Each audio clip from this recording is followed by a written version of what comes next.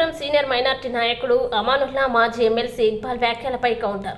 Senior నాయకుడు అమానుల్లా మాట్లాడుతూ ముస్లింలకి 4% reservation, CAA, NRC క్రమంలో బీజేపీ ప్రభుత్వానికి మద్దతు ఇచ్చారు అనేటువంటి ఆరోపణపై ఖండించారు. ఈరోజు చట్టం రూపుదాల్చేటప్పుడు మీరు కూడా వైఎస్ఆర్సీపీ పార్టీలో జగన్మోహన్ రెడ్డి గారు అత్యున్నత స్థాయి ఎమ్మెల్సీ పదవి, హిందూపురం ఇన్ఛార్జి పదవి ఇచ్చారు. కేవలం నెల క్రితం తెలుగుదేశం పార్టీలో చేరి జగన్మోహన్ రెడ్డి వైఎస్ఆర్సీపీ పార్టీ విమర్శించడం కరెక్ట్ కాదు. ముస్లింలకి 4% రిజర్వేషన్ ఇచ్చేటప్పుడు ప్రభుత్వంలో ఉన్నారు, అప్పుడు ఖండించలేదు. ఈరోజు కేవలం నెల క్రితం తెలుగుదేశం పార్టీలో చేరి విమర్శించడం తగదన్నారు. సీఎం జగన్మోహన్ రెడ్డి గారు కర్నూలు సభలో, రాజమండ్రి సభలో 4% రిజర్వేషన్ చట్టంపై ప్రమాదం లేదన్నారు. సిఏఏ, ఎన్ఆర్సీ, ఎన్పీఆర్ లాంటి నల్ల చట్టాలు ఆంధ్ర రాష్ట్రంలో అమలు కానివ్వము బహిరంగంగా సిద్ధం సభలో చెప్పారు. ఇది ముస్లిం సోదరులకి హర్షించదగ్గ విషయం అన్నారు. ఈరోజు టీడీపీ, జనసేన, బీజేపీ 4% రిజర్వేషన్ తీసిస్తాం అంటున్నా ఏమాత్రం ఖండించలేదు. మీరు అవాక్కులు చెవాక్కులు పీల్చి ముస్లిం సమాజానికి మభ్యపెట్టడం దుర్మార్గం. ఇటువంటి చర్య ముస్లిం సమాజానికి మాయ చేసేటివని మానుకోవాలంటూ తెలియజేశారు. అంటూ మీరు మీ యొక్క అనుసరగణం చేసిన అకృత్యాలు, దుర్మార్గాలు అయితే అయినేమే హిందూపురం ప్రజానీకానికంతా తెలిసిన విషయమే. ఈరోజు మీకు ఎమ్మెల్యే టికెట్ ఇవ్వనందున మీరు తెలుగుదేశం పార్టీలో చేరి జగన్మోహన్ రెడ్డి గారి పార్టీ అయినటువంటి వైఎస్ఆర్సీపీకి అంటగాగి ఇన్ని సంవత్సరాలు, 9 సంవత్సరాల 11 నెలలు ఉంటూ ఈ ఒక్క నెలలోనే మీరు తెలుగుదేశం పార్టీలో చేరి వైఎస్ఆర్సీపీని, మా నాయకుడు జగన్మోహన్ రెడ్డి గారిని విమర్శించడం ఏమాత్రం తగదు. ఎందుకంటే మీరు ముస్లింలకు రిజర్వేషన్ ఇచ్చేటప్పుడు మీరు ప్రభుత్వంలో ఉన్నారు.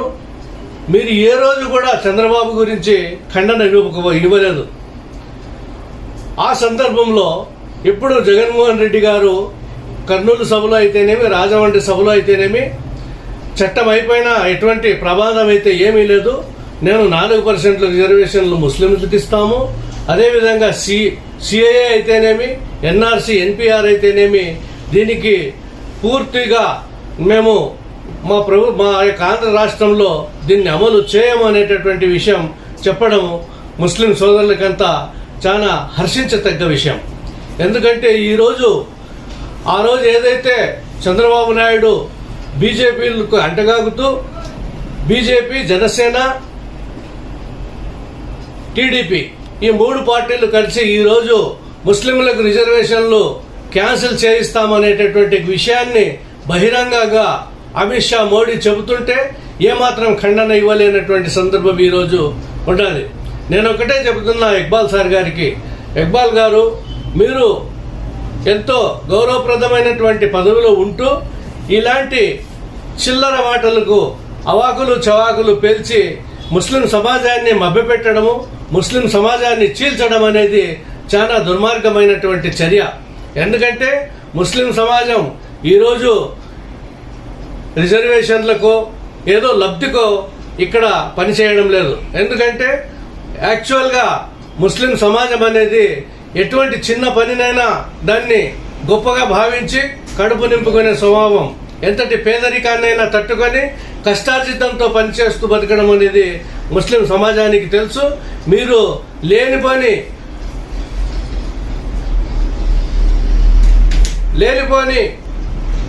అభూత కల్పనలతోటి ఈరోజు ముస్లిం సమాజాన్ని మీరు మాయ చేసేటటువంటి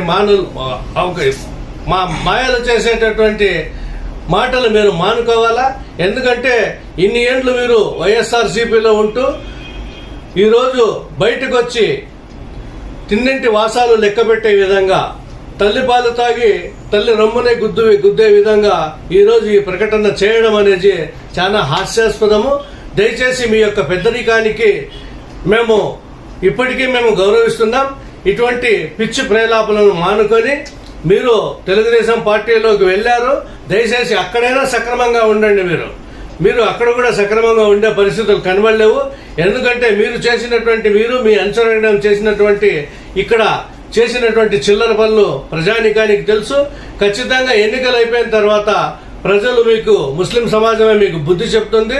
దయచేసి ముస్లింలందరికీ నేను మీ ద్వారా నేను వాళ్ళకు ఒక సందేశాన్ని ఇస్తున్నాను. ఎందుకంటే జగన్మోహన్ రెడ్డి ఒక లౌకికవాద పార్టీల నుంచి బయటకు వచ్చి ఒక ప్రజాస్వామ్యవాద పద్ధతుల్ని అనుసరిస్తున్నటువంటి ఒక గొప్ప నేత. అటువంటి అతను ఈరోజు ముస్లింలకు ఏదో అన్యాయం చేస్తాడంటే ముస్లిం సమాజం ఒప్పుకునే పరిస్థితి ఇక్కడ కనబడతా ఉండలేదు. ఖచ్చితంగా ముస్లిం సోదరులకు నాదొక విజ్ఞప్తి, ఈ ఇక్బాల్ లాంటి వాళ్ళకి, చంద్రబాబు లాంటి వాటి ఊసరవిల్లి మహారాజు చంద్రబాబు నాయుడు, అటువంటి వాళ్ళకి మనం లొంగకుండా వైఎస్ఆర్సీపీని గెలిపించి మన ఊరిని, మన దేశాన్ని కాపాడుకునే బాధ్యత మనందరి మీద ఉందని చెప్పి యావత్ ముస్లిం సోదరులందరికీ వైఎస్ఆర్ పార్టీ నాయకుడిగా నేను పిలుపునిస్తున్నా. నమస్తే.